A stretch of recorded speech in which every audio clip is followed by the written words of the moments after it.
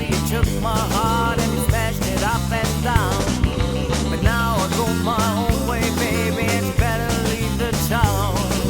I don't need you by my side, you know what I'm talking about. Bye bye baby, goodbye baby. Bye bye baby, don't wanna see you anymore.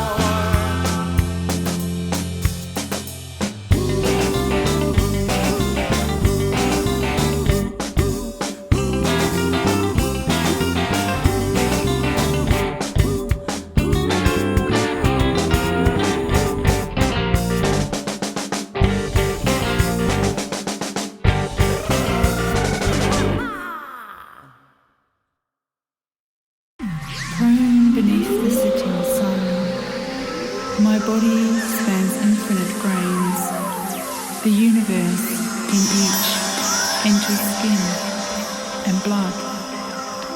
I become the beach, last streak of light and lapping wave.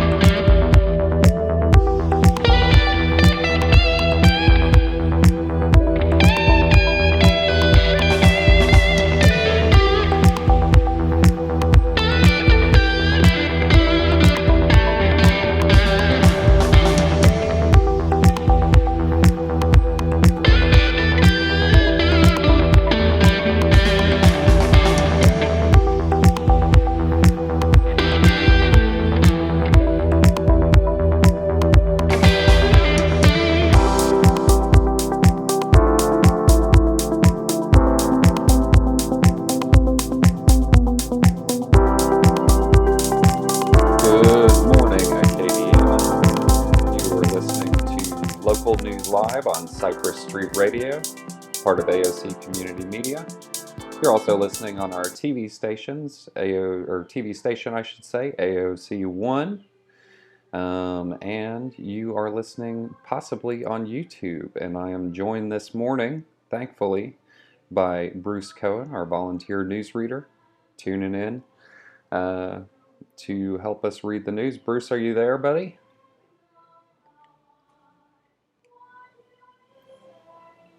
Oh, Bruce is just taking a last sip of his coffee, I think, and then he is coming on right now. Q and Bruce. Yeah, got it. Nice. Yeah, there we go. I forgot about the mute. Very cool. I should just do this. Bruce, thanks so much for reading the news. I'm going to close my mic so that you don't hear any extra noise, but I'll be listening along with the rest of the listeners. Sounds fantastic. Thank you so much, Mr. Roberts. Thank you, Bruce. Talk to you soon. All right, buddy. Well, a very good morning to you. Excuse me. I am coughing into my sleeve as I guess that last bit of coffee. Let me take one last sip. All right. Sorry about that, folks. Clearing my throat so that you can hear the news this morning. Today is a Friday, and today is Friday the 10th. This is Good Friday for those who participate in the Easter celebration. And so we have a lot of news to cover this morning. So let's start off, obviously, with coronavirus news, particular to the Lafayette area. Lafayette reports one new death, cases top 300 by Claire Taylor. State health officials reported Thursday that the number of confirmed coronavirus cases in Lafayette Parish has topped 300. In its daily report on noon Thursday, yesterday, the Louisiana Department of Health said 303 people in Lafayette Parish have tested positive for COVID-19, up by 18 from Wednesday.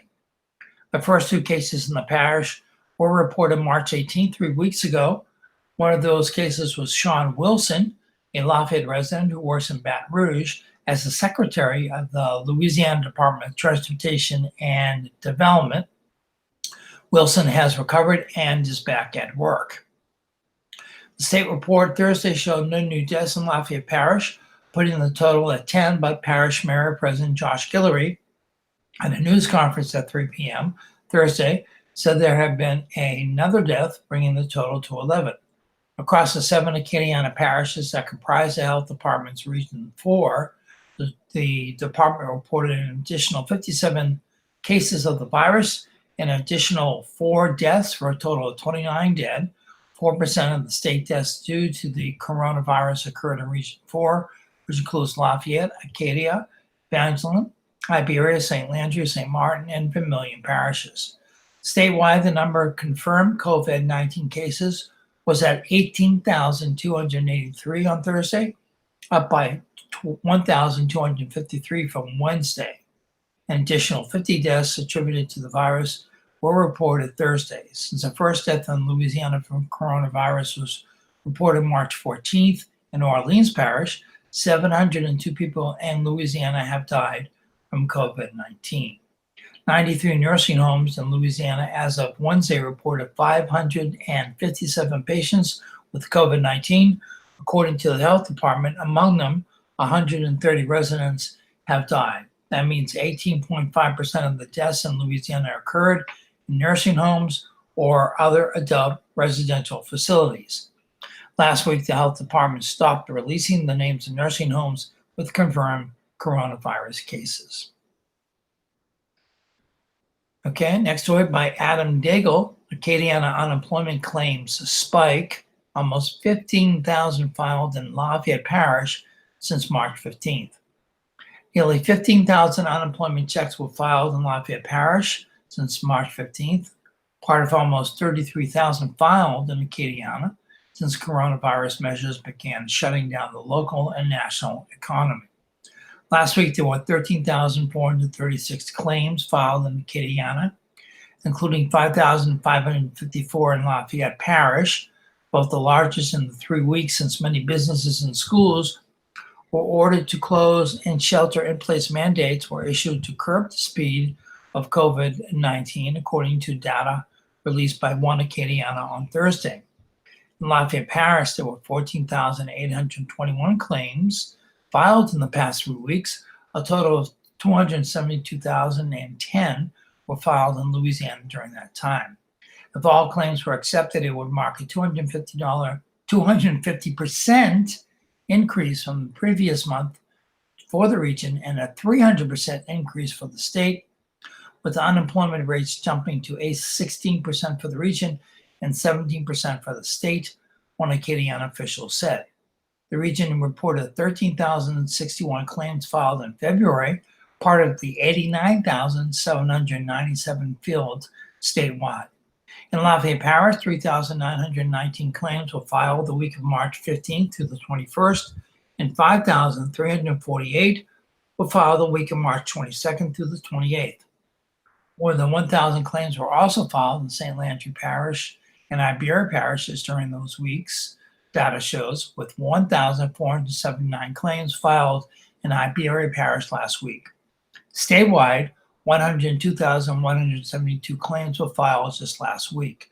Other indications of the virus effects on the economy include the hotel occupancy rate in Lafayette Parish is down 61.3% from 58.6% the week of March 1 through 7th to the 24th, and 1% last week. Revenue is down 73.7% from $1.9 million March 1 through 7th to $560,946 last week. Passenger counts at Lafayette Regional Airport plummeted from 4,110 the week of March 1 through 7 to 557 last week, a drop of 86.4%. We all know that the economy is really struggling hard because of the layoffs and people not being able to work. And that's just a little bit of editorial comment from me. It's going to be tough, folks, but we really need to stick together. As you've heard a million times during this pandemic, we are definitely all in this together, and we're going to make it through it together. We just have to stay strong. Governor, schools likely to stay closed. Edwards says final decision will come relatively soon by Will Santel. Governor John Bel Edwards said Thursday there's a really good chance he will order public schools to remain closed for the rest of the academic year because of risks posed by the coronavirus. Edwards made all but definitive comment following a request from educational leaders to keep classrooms closed. He said he wants to first discuss the issue with interim superintendent of education, Beth Sano. The governor said he received requests about school closings from several school groups, including the Louisiana School Boards Association and the Board of Elementary and Secondary Education, otherwise known as BESSY, shortly before his daily press briefing on Thursday. Those requests followed the one from the Louisiana Association of School Superintendents on Wednesday. I just want to make sure I am clear. I will make an announcement, and it's going to happen relatively soon, Edwards said.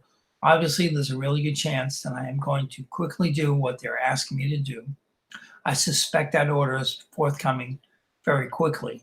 The issue surfaced during the governor's regular briefing held on the coronavirus outbreak, which now includes 18,283 positive cases statewide, 702 deaths, and 2,014 hospitalized, according to the Louisiana Department of Health. The education comments virtually ensure that for many students, the school year ended on March 13th, the day Edwards announced the initial shutdown of classrooms as part of state efforts to control the virus. Closure would not be surprising, especially because many students would be returning for only 3 weeks or so of classes if classes resumed after April 30th. However, the shutdown would force BESSY, local school leaders, and others to come up with a plan to bridge that gap in what students know and what they were supposed to learn in the final 2 months of the year. What that would look like is unclear. The department recognizes school systems will need plans for continued learning opportunities, possibly during the summer, and especially for the upcoming school year, that are unique to their resources, student population, and community needs, Sinio said in a letter to Edwards on Thursday. The closest blueprint may be how New Orleans area educators handle classes after Hurricane Katrina shuttered schools for weeks and longer in 2005. In that case, some students essentially had individual education plans aimed at crafting instruction to address their academic status. Nearly 720,000 students attend public schools, and about 2/3 are from low-income families. That means Louisiana's longstanding quest to improve student achievement and narrow the gap between the haves and have-nots could become an even bigger challenge amid the turmoil caused by the virus. A total of 39 of Louisiana's 69 school districts has said that they are offering various forms of distance learning, such as video conferencing, satellite learning, online chats, and feedback on homework and assessments. It is desirable because the only other option is to do nothing, Edwards said on Thursday. However, that means education in some districts have ground to a halt, officials said. Others contend that learning is taking place even in districts not offering distance learning. Every community needs a plan for continued learning, Sinio said in her letter. This not only ensures academic progress and social support for students and families, it provides stability during an uncertain and unprecedented time. Edwards also poignantly noted that measures in place aimed at curbing the spread of the virus, which extend through April 30th, assume they will be in place until the end of May. Some parents have said they are concerned that their children will fall behind in classroom work or be ill-prepared for the next grade. Edwards said federal officials earlier canceled annual standardized testing because of upheaval caused by the coronavirus. In their letter to the governor, BESSY leaders noted that the Centers for Disease Control and Prevention said school closings reduce the spread of the virus. The CDC factors for long-term facilities of closure based on available science indicates that the citizens of our state are more at risk if children and staff are introduced into those facilities too soon, it says. Bessie's request was signed by Sandy Holloway, President, Tony Davis, Vice President, and Kira Orange-Jones, Secretary Treasurer. The group representing local school boards statewide, also in a letter to Edwards, set aside from health concerns, preparing schools for students would be impractical. The cleaning process will take time, and there is no reasonable ability to complete the necessary cleaning and time to return to school for mid-May, according to the letter, which was signed by Louisiana School Boards Association Executive Director Janet Pope and President George Nasser. I'm moving into this weekend, where traditionally, it being Easter weekend, people feast on crawfish boils as a way to celebrate. Clergy officials hope Easter weekend gatherings are kept small, therefore don't have a crawfish boil, by Claire Taylor. As Lent culminates this weekend with Easter Sunday, officials hope the threat of the coronavirus curtails the traditional large family gatherings for crawfish boils and Easter egg hunts. Acadia Parish Sheriff K.P. Gibson, in a statement this week, said he is not hosting his annual family gathering of 20 to 30 relatives this weekend because I love them and do not want to do anything to jeopardize their well-being. Gibson and other area officials are hopeful, and the coronavirus peak is near, and the area could start to see a flattening of the curve in the next few weeks if people resist the temptation to gather in large groups, even for Easter weekend. The sacrifice of large gatherings may mean we need to get back to normal quicker, he said on Thursday. Kelly Strange and her husband Craig are boiling a sack of crawfish this weekend, but family and friends won't be sitting elbow to elbow over steaming piles of the juicy red crustaceans. When the crawfish is ready, they can come pick up trays to eat them out here at least 6 feet apart, Strange said. Anthony Arsenault, owner of Hawks and Rain, would normally sell 5 to 10 sacks of the live crawfish to each customer, hosting a crawfish boil Easter weekend, he said. This year is anything but normal, though. Some of the regular customers are instead buying a single sack of crawfish to boil. They don't want big crowds, he said. The coronavirus stay-at-home order is particularly difficult for crawfish farmers seeking a bumper harvest, but with reduced interest from customers. Arsenault said many were counting on their crawfish sales to make up for a poor rice harvest, calling it a double whammy. It was going to be a great year for crawfish sales, he said. We went from the peak of Lent to zero overnight. It's going to be hard to come back from that. At a news conference yesterday, Bishop Douglas Desitel of the Catholic Diocese of Lafayette urged Catholics to worship from home this Holy Weekend. The practice of participating in the living stations of the cross on Good Friday, in which Catholics trace the steps leading up to the crucifixion of Jesus Christ, won't be offered this year. Desitel instead encouraged Catholics to read the meditation on the stations of the cross at home. It's very important that it is a very important ritual, a very important practice and tradition in our faith, he said, encouraging Catholics to strengthen their faith by participating in televised or live streamed Holy Week and Easter Sunday church events. It's natural to want to gather with family and friends during this holiday season, Desitel said, but this year has to be different, he said. It is so important for you to do it differently this year. We show our love for our family, for our friends, by observing the social distancing.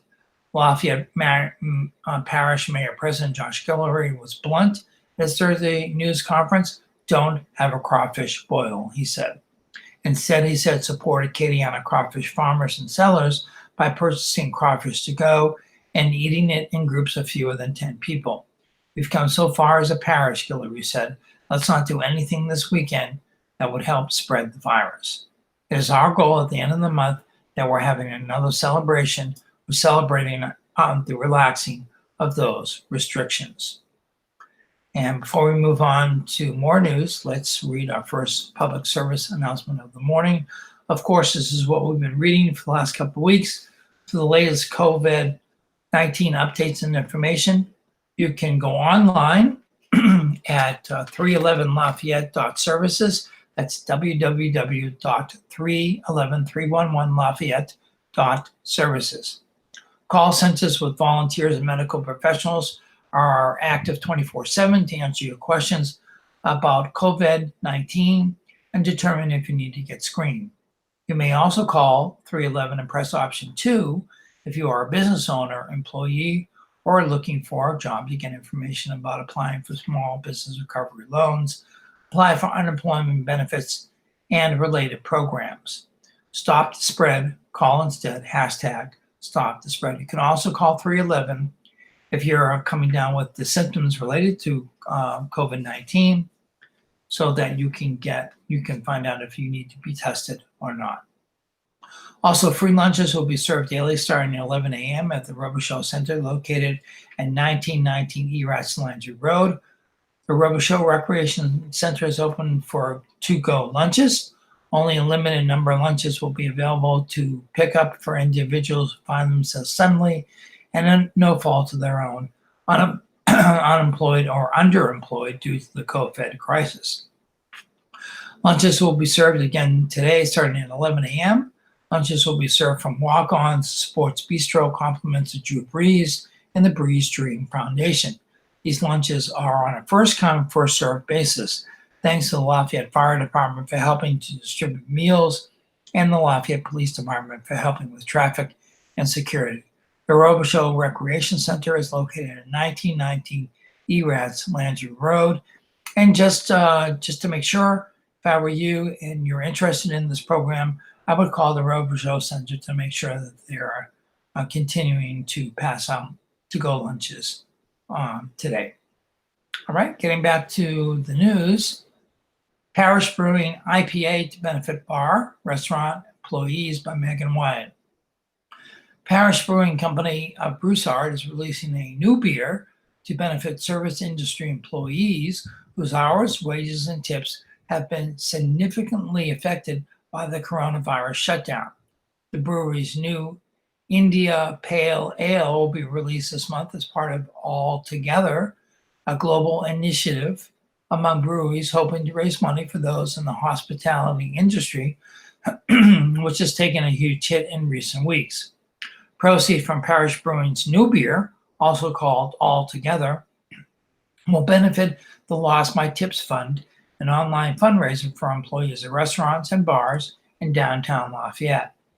I spent close to half my life between the service industry and brewing industry, and to see this happening is amazing. Jordan Bazile, a cellar employee for Parish Brewery, said in a prepared statement. All Together started as a humble ask by, that doesn't really make too much sense, but All Together started asked by those at a New York brewery called Other Half. They urged breweries across the globe to take part in the fundraiser. At the end of the day, this is what it's always been about, community. The brewers at Other Half said in a statement, while we may not be able to come together in person right now, that spirit can never be taken away from us. We do our part to protect and support each other. That spirit can actually be strengthened.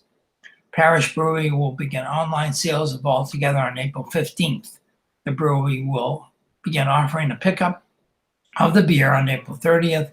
The Lost My Tips Fund is a collaborative online fundraiser managed by Social Entertainment, Downtown Lafayette, Parish Brewery, Robbie Bro and Team, Runaway Dish, the law offices of Matt and Alan, and the United Way of Acadiana.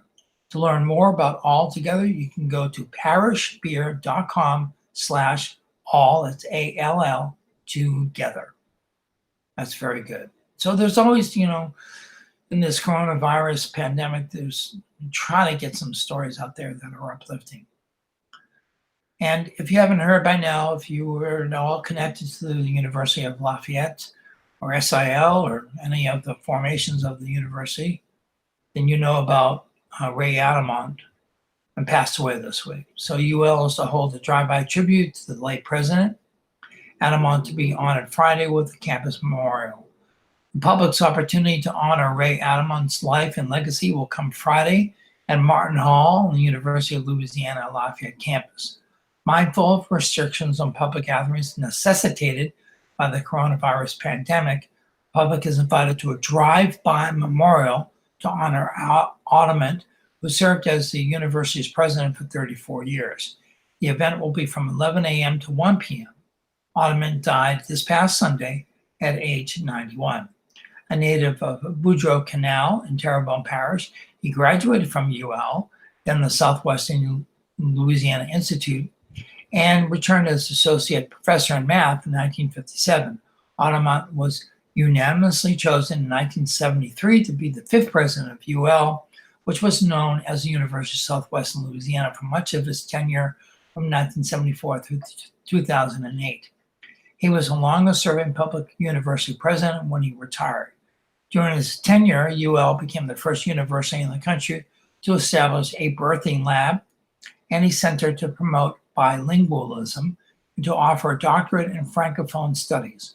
More than 30 buildings were constructed and over 25 facilities were renovated or expanded from 1974 to 2008. Those included the Hillard University Art Museum, one of the great art museums in the area, Moody Building, Abdallah, Fletcher, and Oliver Halls, Legacy Park, apartment-style student residences, and an indoor practice facility for the Rage Caisson's athletic teams. In an issue statement, the university said motorists should enter the circular driveway in front of Martin Hall, the university's main administrative building at 104 East University Ave. To maintain social distancing, the public should remain in their vehicles while viewing the tribute. The public may leave notes, cards, or other remembrances in a basket that will be made available. And on an additional note, I saw yesterday on Facebook, and I'm not sure how you would find it, but I found in my Facebook section, I have a video section where I can watch various videos, and there was a tribute, 4 or 5 minute tribute to Ray Ottoman. It was really excellently put together and narrated. You can learn all about the fantastic efforts he did while he was president at UL and prior to his presidency at the University of Lafayette as well. Grocery stores adjust as online orders skyrocket by Adam Daigle, Acadiana business editor. Online grocery orders have skyrocketed during the coronavirus pandemic, forcing many retailers to limit access to when people can pick up their groceries or have them delivered. Walmart and third-party companies such as Shipt and Instacart that contract with retailers for online orders have made changes in what they offer. Coupled with the recent moves by stores to limit the number of customers inside, many customers with internet access are doing their shopping online. Walmart stores in Louisiana across the country, which last month reduced its hours stay open, have expanded their pickup hours to 8 a.m. to 8 p.m., but will reduce the number of days customers can order to just 2 days in advance, spokeswoman Ann Hatfield said. The Ambassador Caffrey Parkway store added 8 parking spots for grocery pickup last week, store officials announced on Facebook.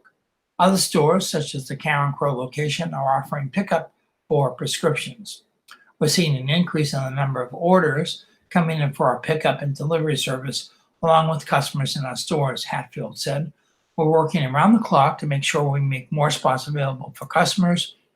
Soon customers will be able to book spots these days in advance, while it's still a shorter window than we typically offer. It's allowing us to better serve our customers during this unprecedented time. In terms of overall restocking, the situation is dynamic. Specific impacts to products and/or categories will depend on the duration and intensity of the outbreak in each community in which our suppliers operate. We will be leveraging our global supply chain to make up any temporary shortfalls. And as we would normally do during these periods of high demand, we are working through our best in-class supply chain to replenish items as quickly as possible. In the US, grocery shopping has been slowly migrating online, making up 3% of the food retail market, according to a report last year by Deutsche Bank. As the pandemic hit, delivery orders surged as millions of Americans stayed home. During the week of March 2nd, even before some cities and states imposed stay-at-home orders, Instacart, Amazon, and Walmart grocery delivery sales all jumped by at least 2/3 from the year before, according to Earnest Research. Instacart, a platform that partners with more than 25,000 stores in North America, said orders in most recent weeks have surged 150%. As a result, customers in hard-hit New York City are waiting days for scheduled deliveries that usually just take hours. And New News Fresh Market stores here in the Lafayette area, the demand for grocery pickup has soared, co-owner and president Blaine Broussard said. Before COVID-19, the stores which did not offer delivery took 3 or 4 online orders a day. Now the stores are taking between 70 and 90 orders each day. We look it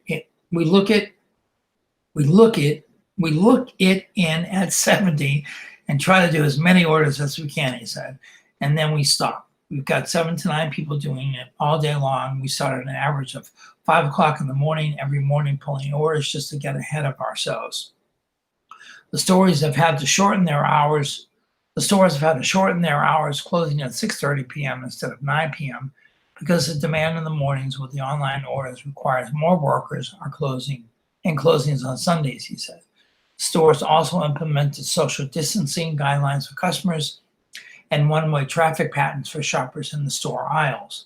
The company has had to do that with reduced employees as 45 employees chose not to work in fear of catching the virus, he said. The company has hired back a handful of former employees who have been furloughed at their new jobs. Hopefully after Easter, we can open back up on Sundays, Broussard said. And we're at our halfway point, so let me read another PSA, and then we can get into our day in history and our horoscope. From LIDA, individuals whose hours are being reduced at work or have been laid off from employment may qualify for unemployment insurance benefits. If you are attempting to apply for unemployment insurance and are not able to access an existing online account or need help resetting your password, call Lafayette Kitty on his Workforce Solutions Office at 337-262-5601. Due to high call volume, some calls may not be answered immediately.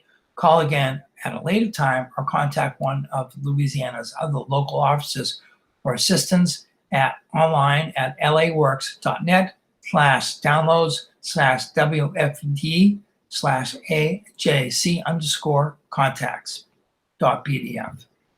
In addition to unemployment insurance benefits, individuals looking for supplemental income can consider local employment opportunities with businesses who are seeking temporary, part-time, and full-time workers by visiting the COVID-19 Help Wanted resource page at lafayette.org/help wanted, or leaders a virtual job fair page with local businesses seeking to hire local candidates for full-time employment opportunities at lafayette.org/jobs. And looking back and going back to our half-hour break where we do our day in history. So this is Friday, April 10th, Good Friday, the 101st day of 2020. There are 655 days left in the year. 655 shopping days. Sorry, left that out. Today's highlight in history. On April 10th, 1912, the British liner RMS Titanic set sail from Southampton, England on its ill-fated maiden voyage. On this date in 1815, the Mount Tambora volcano on the Indonesian island of Zimbabwe exploded in one of the largest eruptions in recorded history, resulting in tens of thousands of deaths. In 1865, Confederate General Robert E. Lee, a day after surrendering the Army of Northern Virginia at Appomattox Courthouse, said farewell to his men, praising them for their unsurpassed courage and fortitude. In 1925, the F. Scott Fitzgerald novel, The Great Gatsby, was first published by Scribers of New York. In 1932, German President Paul von Hindenburg was reelected in a runoff, with Adolf Hitler coming in second. In 1968, In the Heat of the Night won Best Picture of 1967 at the 40th Academy Awards. One of its stars, Rod Steiger, was named Best Actor, while Katharine Hepburn was honored as Best Actress for Guess Who's Coming to Dinner. In 1998, the Northern Ireland peace talks concluded as negotiators reached a landmark settlement and 30 years of bitter rivalries and bloody attacks. In 2005, Tiger Woods won his fourth Masters with a spectacular finish of birdies and bogeys. And the Masters will be played this year, but not until the fall, September possibly, but I'm not positively sure about it. But you can find that out online, I'm sure. 10 years ago, Polish President Lech Kaczynski, 60, was killed in a plane crash in Western Russia and also claimed the lives of his wife and top Polish political, military, and church officials.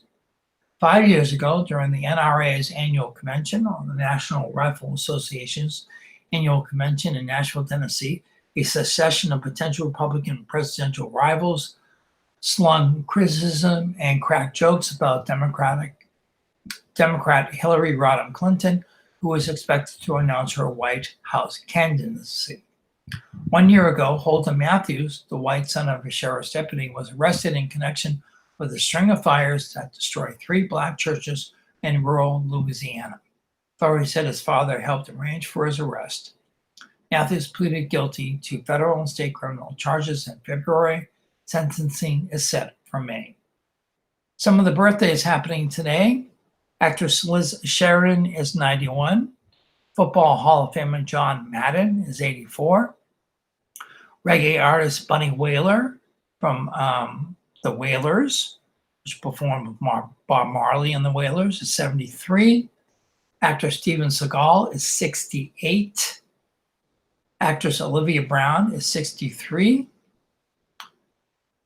Rock singer and musician Brian Setzer from the Stray Cats and all of his solo work is 61. And Kathy Turner, who was an Olympic gold medal speed skater, is 58. And singer Mandy Moore is 36. Okay, the thought for today: your actions and your actions alone determine your worth. Quote by Evelyn Waugh, 1903 to 1966. Looking at our zodiac or horoscope for today: Aries, instill confidence and self-assurance in the people you want on your team, and success will follow. Competitive challenges will be an excellent way to blow off steam. Taurus, lighten up and be willing to compromise if necessary. You accomplish far more if you get along with others and contribute to the general welfare. Embrace life instead of hiding out. Geminis, get-togethers are favored. Well, they're not actually favored. Well, if you're in groups of 10 or less, I guess that works. Physical activities will provide a beneficial challenge. Taking care of your health and well-being will also improve your attitude as well as your friendships. I guess the zodiac is not really relating to the coronavirus pandemic at this point. Cancer, stick to your plans, budget, and promises. A project that interests you should stimulate you mentally, bring you in contact with people who share your sentiments. Leos, you'll make a good connection if you get involved in events that make you feel passionate. A good deed will boost your reputation, but don't go over budget to impress someone. Virgos, includes my birthday, don't worry about what others are going or doing. Concentrate on your image and on being the best that you can be. Youngsters and seniors will offer unexpected insight. Libra, someone from your past will come to mind. Don't be too eager to let this person back into your life. Distance yourself from anyone who is a bad influence. Scorpios, judge others and others will judge you. Give people the same freedom you want for yourself. Channel your energy into something you enjoy doing instead of being critical of whatever else you're up to. Sagittarius, don't be fooled by an ideal that sounds too good to be true. Focus on how to improve your appearance and enhance your important relationships. Capricorns, if you lend a helping hand, you will benefit. Positive change at home will boost your morale and bring you closer to someone who shares your personal goals. And we're all at home right now, so that may work for the Capricorns. Aquarius, emotional problems will surface if you make a change without consent. Use your imagination and offer solutions that will satisfy everyone's needs. Personal discipline will result in better health. And finally, Pisces, speak up and press forward. How you deal with others will be vital in bringing about positive change. Work hard, play hard, and reap the rewards. The horoscope, as always, is an entertainment feature not based on scientific fact, folks. Okay, let's do a little bit of entertainment news. For those of you who haven't been following Downtown Alive, there are continuing virtual sessions called the Home Sessions. And let me read you about that. Downtown Alive House Sessions are a series of hashtag stay-at-home Friday night concerts for Acadiana, presented by Evangeline Maid and organized by Downtown Lafayette. The house sessions are a way for all of us to help Acadiana musicians who are out of work during the ongoing coronavirus situation. The series will support local musicians and make staying home fun. This Friday at 7 p.m., that's tonight. That's tonight. Join us for our Louis and Ashley Me Show, airing live on the Downtown Alive Facebook page, and right here, or Cypress Stream, or right on AOC's 1 Cox 15 or LUS 3, and streaming at aocinc.org/watch. We are involved in this as AOC staff and volunteers. Local musicians are the backbone of Acadiana's culture, and right now they are losing out on income for canceled gigs. So let's support them by sending a tip, purchasing their albums, and donating to the Lost My Gig fundraiser. And we all know Louis Michaud and Ashley Michaud. We know Louis Michaud from the Lost by Ramblers and from all the other thousands of other bands and collections of artists that he's involved with. Okay, so let's please support that. That starts this evening at 7 p.m. right here at aocinc.org on Facebook and at the Downtown Alive Facebook page as well. Okay, another entertainment-related story. This one's written by John Wart. It's entitled Homebound, Musicians, Music Teachers Exploring New Creative Avenues. It's crazy, man, Baton Rouge blues artist Kenny Neal said of the coronavirus pandemic that may keep him and his musician peers from performing for months. The whole world has shut down, the Grammy-nominated Neal said. I had Italy for next month. I said, man, I won't be going there for sure. Neal's cancellation includes his U.S. appearance with the B.B. King Experience Tour. He had been scheduled to join George Benson, Tito Jackson, and Claudette King, the late blues star's daughter, on tour with the B.B. King Blues Band. Stuck at home during the pandemic that struck Louisiana hard, Neal filmed a short solo performance last week for the Baton Rouge Blues Society's weekly webcast concert series. He also posted a timely homemade rendition of Ray Charles' song, The Danger Zone, to his Facebook page. Sad and lonely all the time, Neal sings in the video. That's because I got a worried mind. You know, the world is in an uproar. The danger zone is everywhere. It's like he wrote that song for now, Neal said of the Percy Masefield composition that appeared on the flip side for Charles's 1961 hit, Hit the Road Jack. Cajun artist Michael Doucet, who normally plays with Beausoleil, right here in the Acadiana area, is another internationally known Louisiana musician who's staying at home. Doucet didn't play a scheduled East Coast tour with his new band, La Chaprise. The website for his Grammy-winning band, Beausoleil, says no upcoming events. Doucet's and Neal's cancellations translates to thousands of dollars in lost income. Neal, not being one to gather moss, is renovating 2 houses he owns before the coronavirus prompted officials to recommend social distancing. He had been employing a construction crew. I told everybody to go home, Neal said. It was time to shut it down. Now I'm happy to do it myself, and I'm progressing each day. Neal's upbeat tone was changed when his thoughts turned to the coronavirus outbreak. He knows several people who've contracted the highly contagious sickness and some who've died. He's also worried about his daughter, who's a nurse. It ain't no joke, he said. This stuff is everywhere. My daughter is dealing with patients, but the medical professionals are dedicated to their jobs. But as long as people mingle, it's going to continue to spread. A lot of them still don't get it. We're going to lose a lot of folks in New Orleans. Doucet, a singer and fiddler at home in Lafayette, spending some of his time sight reading music he wouldn't normally play, including jazz and Cuban music. He's also planting tomatoes, lettuce, cabbage, and strawberries, and he's limiting his TV news viewing. A friend of mine wrote a coronavirus blues, but I don't want it to give it that kind of precedence, Doucet said. It's bad enough that it's real and it's affecting a lot of people.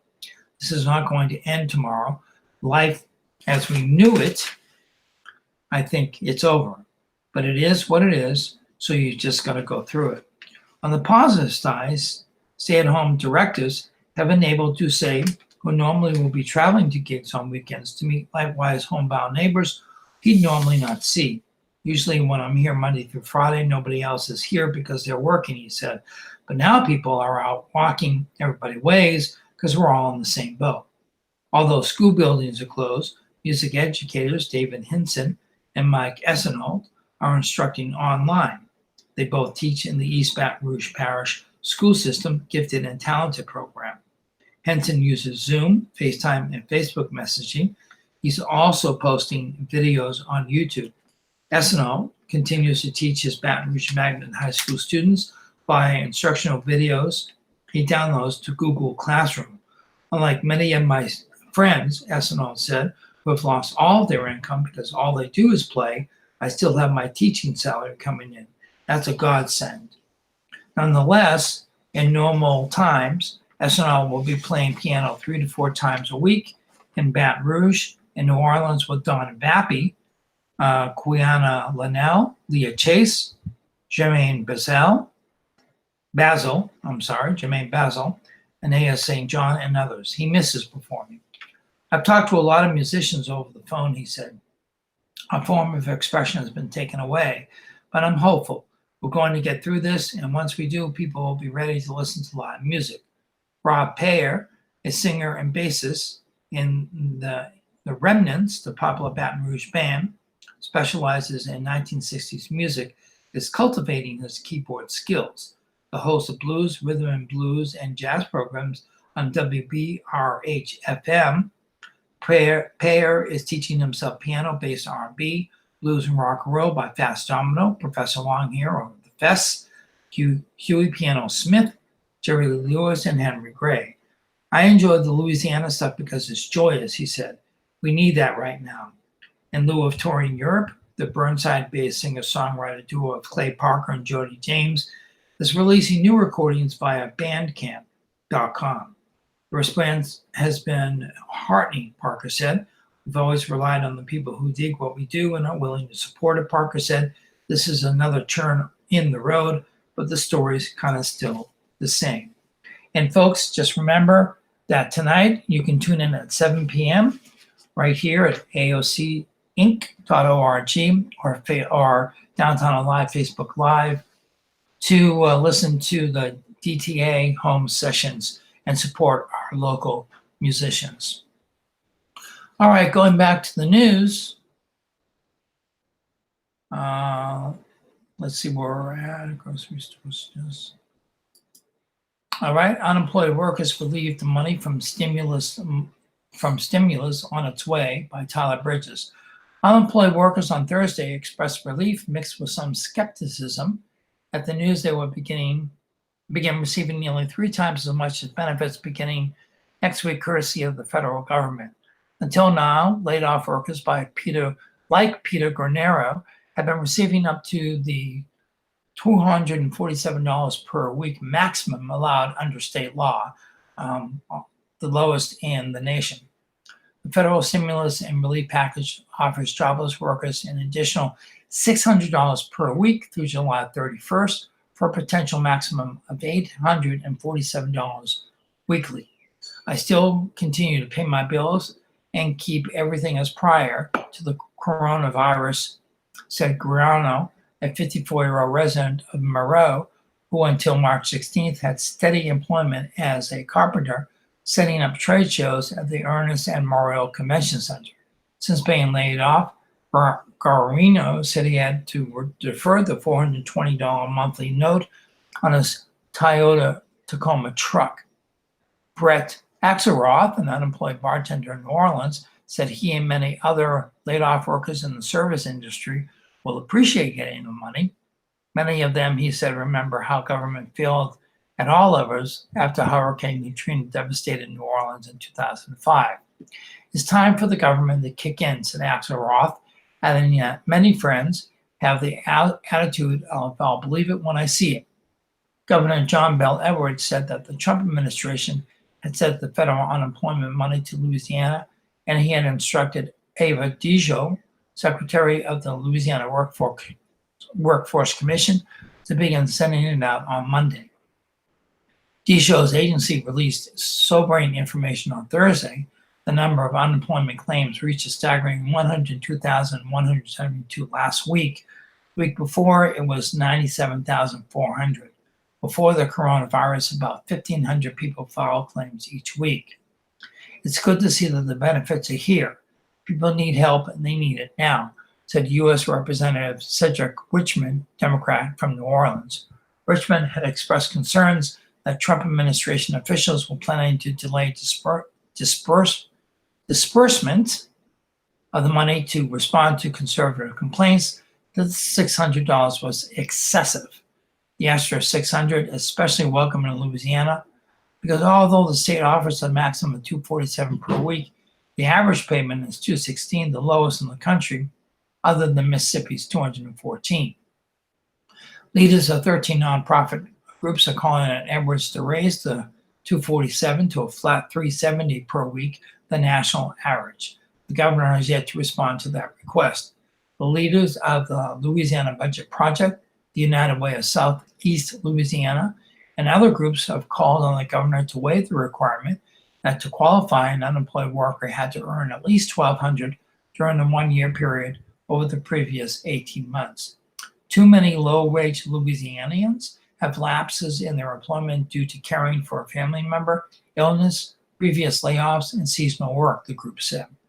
Waiving this arbitrary requirement would ensure all working Louisianians can qualify for unemployment insurance. Before the pandemic, only 11% of unemployed workers in Louisiana qualified for unemployment benefits, which ranked Louisiana 46th among the 50 states, according to the Center on Budget and Policy Priorities, a liberal nonprofit based in Washington, D.C.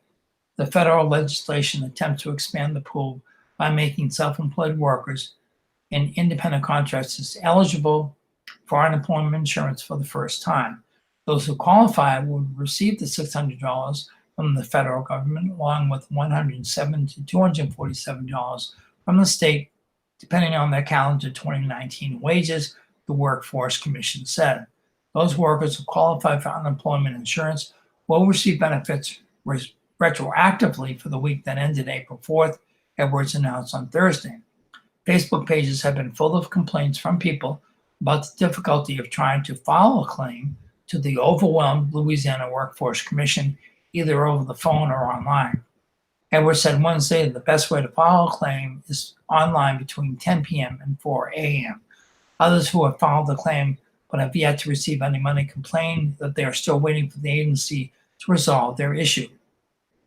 Alice Desbordes, a laid-off runner at an uptown New Orleans restaurant, said he reached an agent who said a higher-up would have to settle a problem with this claim before he can begin to receive benefits. I'm happy the money is coming, but I hope I can talk to a supervisor so my unemployment claim will be valid, he said. Self-employed and independent contractors have complained that the Workforce Commission system is not ready to process their claims. The agency is asking for patience. They will likely receive a monetary ineligibility notice, the Workforce Commission said Thursday in an email. This step is a necessary part of the process to receiving federal funds. Governor's office is telling applicants to make sure they say yes when asked if they have lost their jobs because of COVID-19. The state can pay unemployment benefits for 26 weeks over a 12-month period. Federal legislation extends benefits for an additional 13 weeks. Dijon has said applicants must certify every Sunday online that they remain unemployed to receive benefits for the following week. And my clock tells me it's 9:52. We usually end our broadcast at 9:55. We do a 55-minute broadcast. But there are so many stories that I want to get to that as far as listening to the audio portion of the news broadcast on the TV channels will end at 9:55. I'm going to continue reading, and you'll be able to pick up my voice on either at our YouTube channel, which is AOC Media. If you look up AOC Media, I believe there's another word in there that I was told to. But if you look up AOC Media on YouTube, you should be able to pick up our YouTube channel. You can listen there, or you can listen to us on Cypress Street Radio streaming live. That's Cypress Street Radio. So look up Cypress Street Radio, and you'll be able to find us. Click on the play button, and you'll continue to hear my voice. So we have a couple more minutes until we're cut off from the TV stations, but you will still continue to hear my voice read the rest of the stories, which I would love to read for you this morning. The state investigating activity at abortion clinics, complaints alleged violation of governor's stay-at-home order by Sam Carlin. State officials are investigating abortion clinics in Louisiana during the coronavirus pandemic to determine whether they are violating the state's stay-at-home order by performing the procedure amid a push by Republicans across the country to deem the procedure non-essential. Edwards, an anti-abortion Democrat, said Thursday that Attorney General Jeff Landry, a Republican along with Edwards' Louisiana Department of Health and the State Board of Medical Examiners, are investigating several types of clinics to determine whether they are performing elective procedures, which are banned during the coronavirus restrictions. Edwards said the state had received complaints about various types of clinics doing elective procedures, including abortion clinics. Asked if he believes abortion is an elective procedure, Edwards said it would depend on the conditions under which one was performed. We are trying to ascertain now whether any of these clinics are in violation of the orders that have been issued by the Department of Health that stop non-emergency medical procedures in order to try to conserve personal protective equipment in the fight against COVID, Edwards said in a Thursday news conference. If the governor moves to shutter the clinics, Louisiana would join several other Republican-led states in halting abortions, which has sparked a new fight over abortion rights across the country. The moves have been met with stiff resistance from abortion rights groups, and some judges have halted the bans. But the U.S. Fifth Circuit Court of Appeals on Tuesday allowed Texas to ban most abortions while the state has coronavirus restrictions in place. Landry issued a friend of the court brief supporting Texas's order. Landry, often at the forefront of Louisiana's anti-abortion movement, said Edwards' health agency, led by interim Secretary Stephen Russo, requested that officers assist in making sure non-emergency procedures are suspended in the state. On Thursday, he activated a new task force and sent officials into Hope Medical Group for Women in Shreveport and Delta Clinic of Baton Rouge to investigate a possible violation. He also sent staffers to an endoscopy center in Shreveport. The third clinic that provides pregnancy-ending procedures in Louisiana is a women's health care center in New Orleans. All instances of noncompliance with these important directives not only put patients and staff at risk, they also divert much-needed personal protective equipment away from brave medical professionals currently treating Louisiana's coronavirus patients, Landry said in a statement. Michelle Ehrenberg, executive director of the abortion rights group Lift Louisiana, said banning the procedure would do little to conserve medical supply.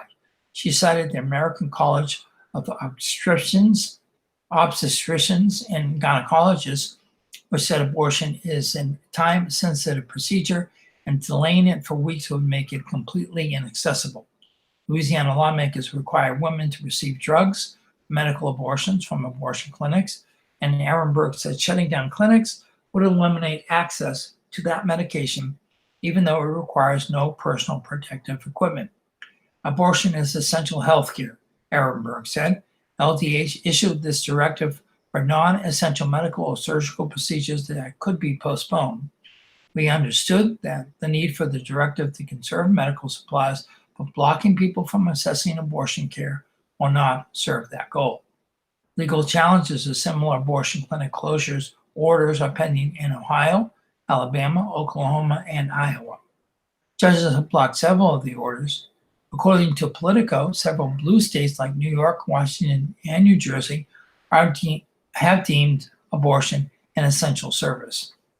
A state health department in late March moved to ban elective health procedures in the state in an effort aimed at sending much-needed medical supplies like personal protective equipment to hospitals and to free up bed space. The order required all licensed healthcare facilities and professionals to postpone medical and surgical procedures unless they are treating emergency medical conditions or avoiding future harms by an underlying condition. It directs providers to postpone all in-person services for a month, but left it up to the best medical judgment to decide. The state has, in recent days, seen a slowing of hospitalizations among coronavirus patients and a falling number of patients on ventilators prompted Edwards to reduce his orders for the machines from 14,000 to 1,000. He said Thursday the amount of personal protective equipment in Louisiana has improved as the state has received orders from vendors, from private sector donations, and from the federal stockpile. Edwards, the only Democratic governor in the Deep South, has signed a litany of anti-abortion bills into law, including last year a controversial fetal heartbeat bill that would ban most abortions after about 6 weeks, if upheld by courts. Struggling child care centers could face closure by Will Santel and Charles Lessier. Child care providers have lost at least $1.7 million because of closing sparked by the coronavirus, and sites that care for about 12,500 children are in danger of staying shut permanently, according to a statewide survey released Thursday. Nearly 3 out of 4 early learning centers, 72%, say they are not collecting tuition from families during the pandemic. The survey was done by the Louisiana Policy Institute for Children and advocacy, that's a tough one for me to say, advocacy group for child care sites that mostly cater to children from birth to age 5. The Institute plans to do follow-up surveys. Only 31% of about 1,400 publicly licensed centers statewide remain open, and those are mostly serving the children of doctors, nurses, and others considered essential workers not covered by the Governor John Bel Edwards stay-at-home order. Survey was done from March 16th to the 23rd before the spread of the virus accelerated and led to the temporary closing of hundreds of centers. That means losses are likely well above the $1.7 million pinpointed in the survey.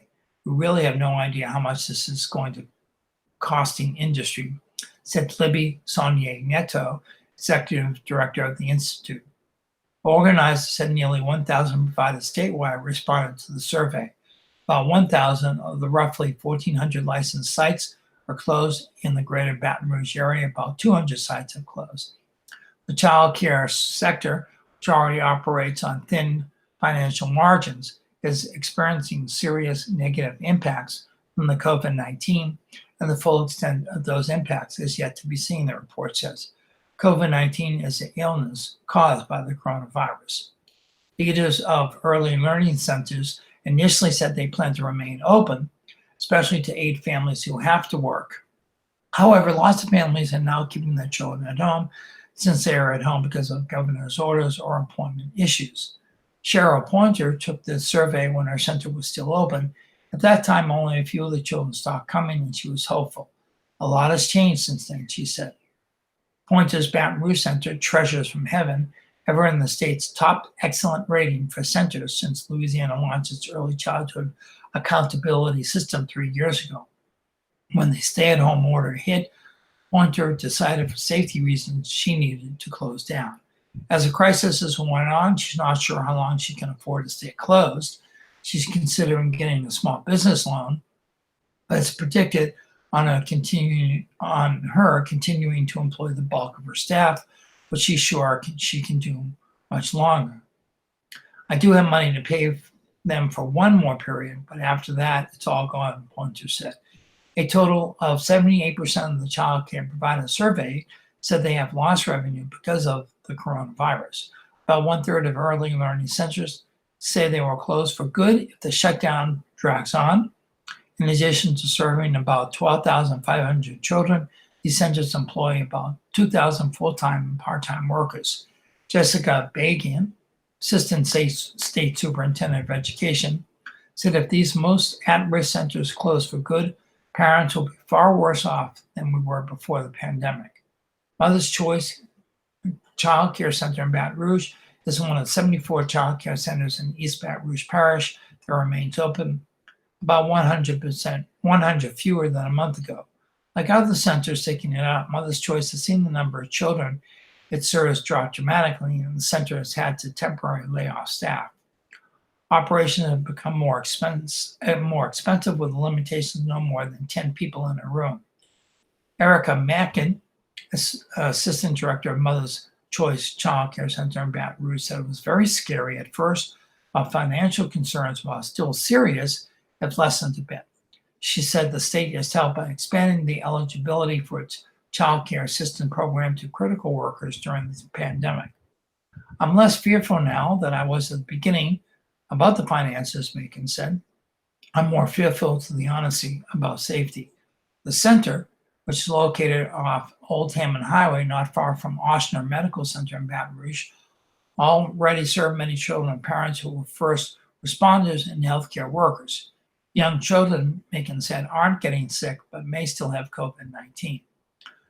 Those are your invisible carriers, and our kids go home with people who are on the front lines. So that's what has us worried, she said. To protect her staff, the center is clearing even more vigorously than before, checking everyone's temperature and cleaning behind the children throughout the day. My staff is exposed daily, and they come anyways, Macon said. They are here because they want to be here. The closings and other upheavals triggered by the virus at a time when healthcare workers and first responders especially need assistance. A total of 44,089 registered nurses and other healthcare workers and law enforcement in Louisiana need child care, according to the Federal Reserve Bank in Atlanta. It represents nearly 1 out of every 4 workers that fill those essential, not non, but essential jobs. Until the stay-at-home order is lifted, Pointer said she won't reopen Treasures from Heaven, but she knows other child care center owners who've reopened despite their only misgivings. They feel like if they don't open the doors now, they will be closed for good, she said. Veterans Home hit hard during pandemic. 25 have died at reserve facility, many not tested for virus, like Gordon Russell, Feynman A. Roberts III, and John Zimmerman. Ginger Rogues and Barbara Schneider didn't have much time to prepare for their father's death.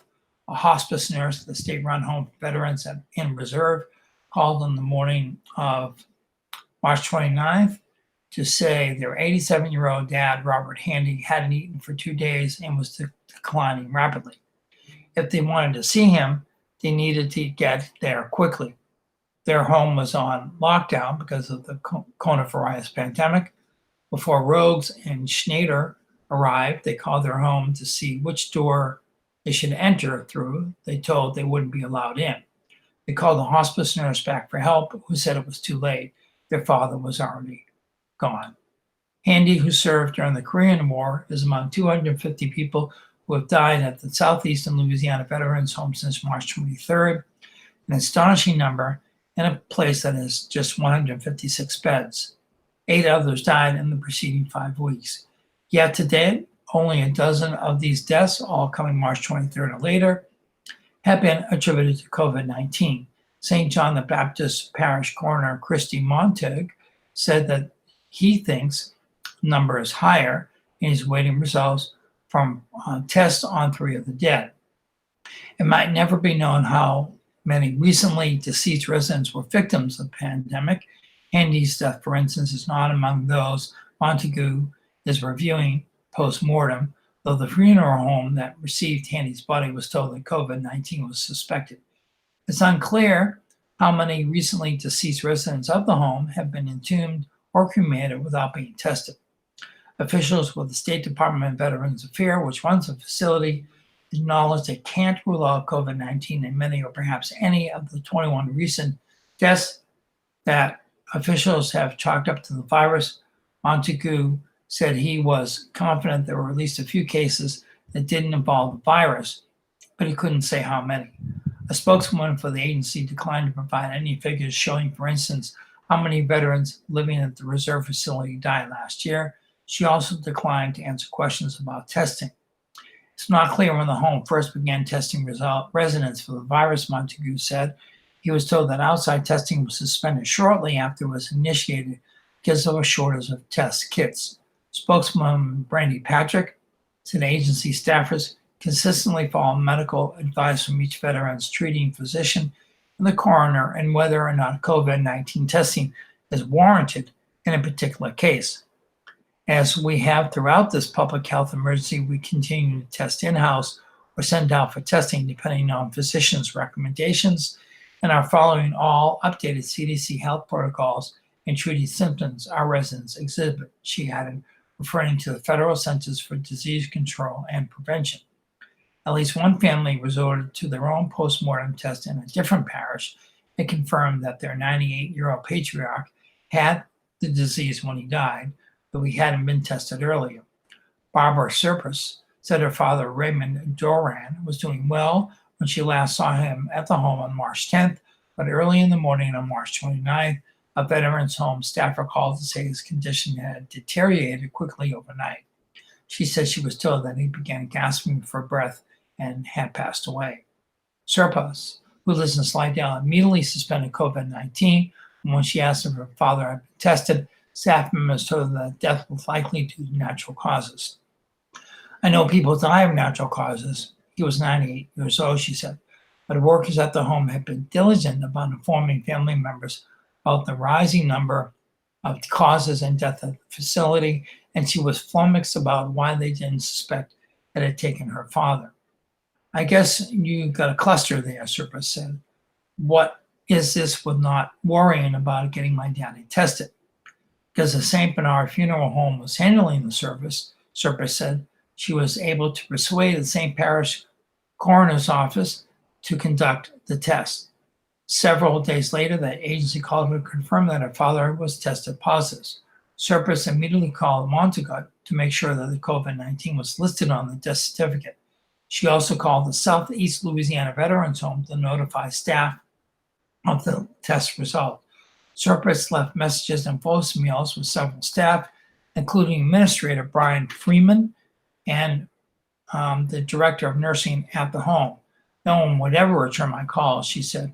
Patrick and the agency would only be speculating to tie the virus to the deaths of any of the reserve home residents who died between February 15th and March 23rd, when the home recorded its first positive test for COVID-19. First known cases of coronavirus in Louisiana was recorded on March 9th and the first death on March 14th. It's not clear that the coronavirus outbreak in the home is over, although the home reported no deaths on Thursday. Montague noted that there have been 2 deaths from COVID-19 there on Tuesday and 1 on Wednesday. Hopefully, we're starting to see a decline, but you never know, Montague said. Montague was setting up a mobile freezer and a used food refrigeration truck on Thursday. Without a morgue of its own, St. John has been reliant on Orleans and Jefferson parishes for autopsies and body storage, but those options have closed up in the pandemic, she said. Coronavirus deaths overall have reached 37 in the parish, making St. John the nation's leader among U.S. counties in per capita coronavirus fatalities. Montague said state health officials recently changed their policy on death classifications during the pandemic to allow coroners to make discretionary calls on likely COVID-19 deaths that lack test results. Lambeth House, an upscale retirement home in New Orleans, is the Louisiana facility that has incurred the most reported deaths due to the coronavirus thus far, a number that stood unofficially at 18 on Wednesday.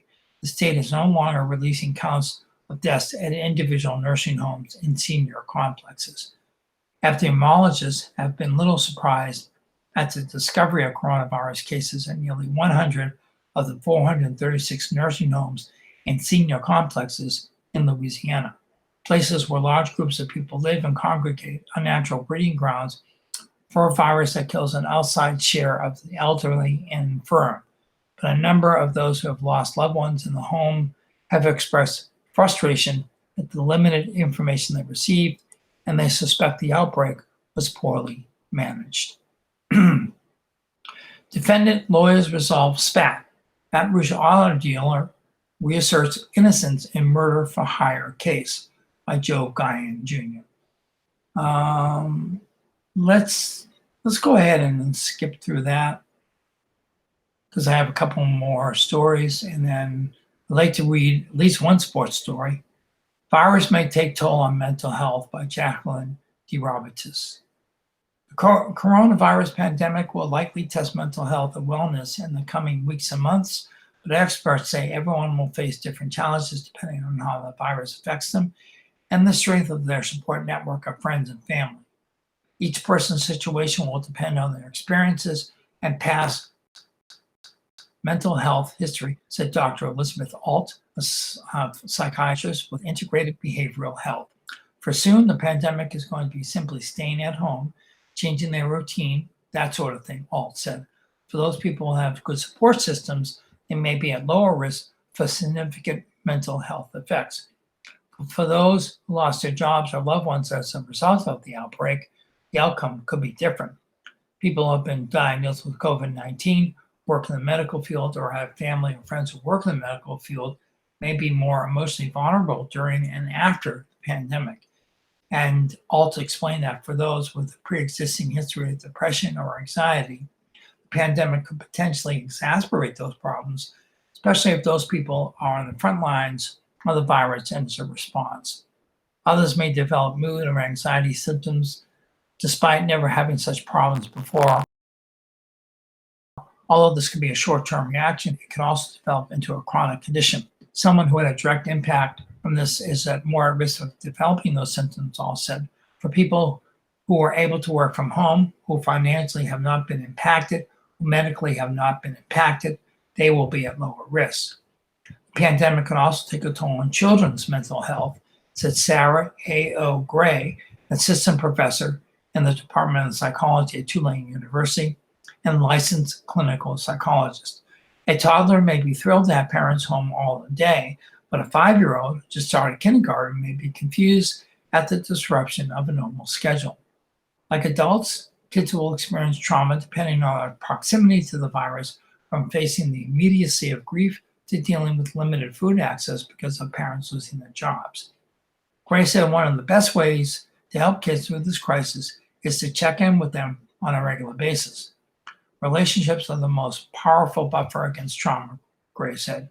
The nefarious thing about this pandemic and the response is that one of the things we know for trauma generally is that social support is one of the strongest buffers. Some fear the suicide rate could increase. Raymond Tucker, an associate professor in LSU's psychology department, said this concern is understandable, but the reality is more complicated and possibly more hopeful. Tucker, who studies suicide prevention, says social isolation is generally a good predictor of people thinking about suicide, but a miserable predictor of people actually dying by suicide. People kill themselves for very different reasons, Tucker said. It's so intimate to a person, making those sort of grand statements that we will see an increase in suicide rates because of one thing is probably very inaccurate. On the other hand, Tucker pointed out that when an economic recession hits and unemployment rises, a fear circulating in the globe as the stock market continues to fluctuate, the suicide rate does tend to increase. The effect COVID-19 will have on suicide and mental health concerns remains unclear, he said. However, potential increases in stress over having secure employment, economic stability, and meaningful social connections a cause for concern. Okay, we don't need to read the crime blotter. And we will read about this gentleman who was a lawmaker. He died after battle with virus. Bagula, 54, had just started first term representing South Louisiana District by Raymond Antonio Vargas, a Louisiana lawmaker whose constituency includes Grand Isle, died Thursday after battling COVID-19. State Representative Reggie Bagula, Republican out of Lockport, was 54 years old. Bagula's son Tristan announced his father's death through a post on Facebook. He is the first member of the Louisiana legislature to die from the disease caused by the novel coronavirus. Politically, Bagula established himself while working as a Lafourche Parish administrator from 2014 through 2017, and then serving as the parish council's auditor for the next 2 years. He had won a three-way race on October 12th in the State House of Representatives' 54th district seat, which was previously held by Jerry Tuck Gisclair. District is based on Lafourche, but also encompasses Grand Isle on the southern tip of Jefferson Parish. As Bagula embarked on his first term this year, he filed a bill authorizing the creation of license plates commemorating the LSU football team's national championship victory in January. He also continued working for Lafourche's government as a community services director under Parish President Archie Chason. The former state lawmaker Marty Tabert, Bagula's family announced on April 1st that he had contracted COVID-19, which can cause serious respiratory issues. The next day, Tabert said that staff at Ochsner St. Anne Hospital in Raceland had put Bagula on a ventilator to assist his breathing. Bagula's son kept supporters apprised of his father's condition through updates on Facebook. Tristan Bagula provided our Bagula a worrying update late Wednesday, saying that his dad was in seriously critical condition with a high fever and the ventilator working at maximum capacity. After his father's death on Thursday, Tristan Bagula paid tribute to him. He was a profoundly honest and decent man who loved unceasingly his family, his culture, his LSU Tigers, his friends, and his home here on Bayou Lafourche. He wrote, "Our small slice of the world will not be the same without such a pillar of our community, an example of the values we hold dearest." House Speaker Pro Tem Tanner McGee, Republican out of Houma, said Thursday on Twitter, "This breaks my heart. He was so excited to serve, and he was a genuine person who loved people. I wish I could have served with him longer." Chason added that Bagula's death was one more example of the horrible losses our community is feeling because of this horrible disease. The illness has led to the deaths of more than 700 Louisiana residents as of Thursday, state officials said. Bagula is one of at least 2 State House members to be diagnosed with COVID-19. Ted James, 37, a Baton Rouge Democrat, said late last month that he had been hospitalized with pneumonia after testing positive for the virus. By Wednesday, he told WAFB-TV he was back home recovering. The legislature adjourned for 2 weeks last month in an effort to slow the spread of the pathogen, which is highly contagious. But the body reconvened March 31st for a session scheduled to last to June 1st. In addition to his son, Bagula is survived by his wife, Marissa Bagula, who serves as a principal at St. Mary's Nativity School in Raceland. Details on funeral arrangements weren't immediately available. And lastly, but not least, over and out, we turn to sports. LHSAA wipes out rest of season for spring sports by Robin Vanborough.